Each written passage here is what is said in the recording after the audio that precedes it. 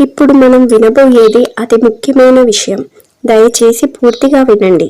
శ్రీకృష్ణుడు అర్జునుడికి భగవద్గీత కురుక్షేత్ర యుద్ధం అప్పుడు చెప్పాడని మనకి తెలిసిందే. అదే కృష్ణుడు యుద్ధం తర్వాత కొన్ని సంవత్సరాలకు తనలోని దైవాన్ని తెలుసుకునేందుకు అర్జునుడికి మళ్ళీ ఒక గీత చెప్పాడు. అదే ఉత్తర గీత.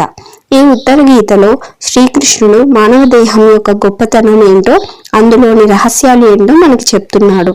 మన దేహంలోని దివ్యలోకాలు మనలో శక్తి కేంద్రాలుగా ఎలా ఉన్నాయో, ఎక్కడ ఉన్నాయో చెప్తున్నాడు.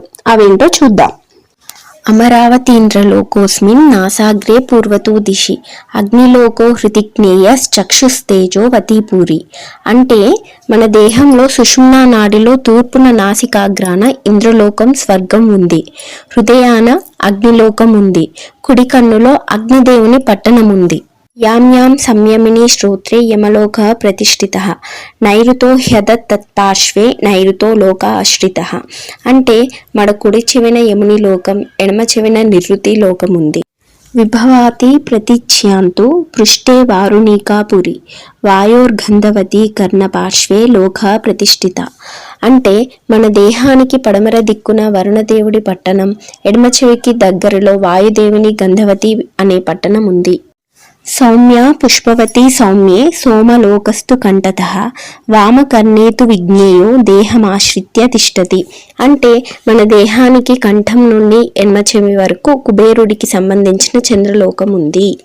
వామే చక్షుషి ఈశాని శివలోకో మనోన్మని మూర్ధ్ని బ్రహ్మపురి జ్ఞేయ బ్రహ్మాండం దేహమాశ్రితం. అంటే మన ఎడమ నేత్రాన శివ సంబంధం మగు మనోన్మని అనే శివలోకం, శిరమున బ్రహ్మలోకం, ఇలా మన సుషుమ్నా నాడిలోనే బ్రహ్మాండమంత దేహముని ఆశ్రయించి ఉంది. చూడండి, మీరు అల్పులు అని పరమతములు వారిని తక్కువ చేసి మనుషులకి బోధ చేస్తుంటే నీవు అల్పుడివి కాదు, విశ్వరూపుడివి అని సనాతన ధర్మం మనకి తెలుపుతుంది.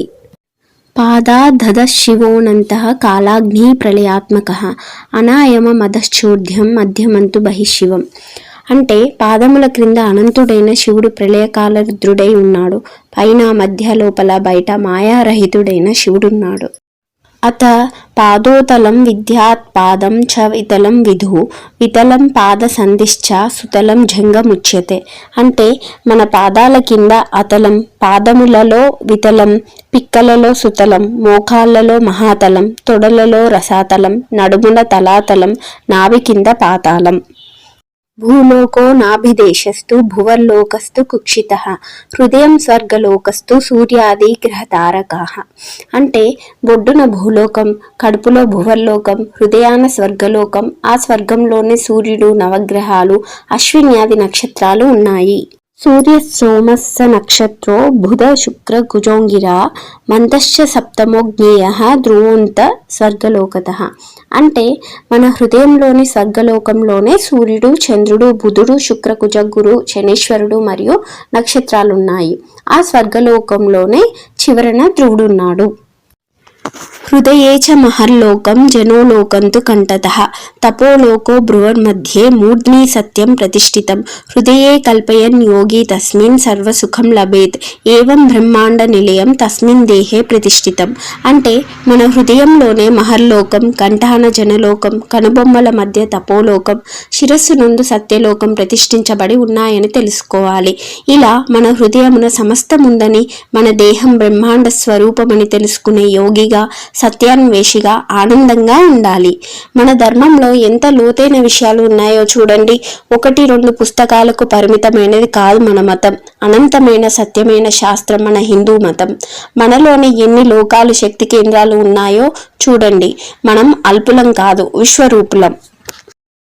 శ్రీమాత్రే నమః.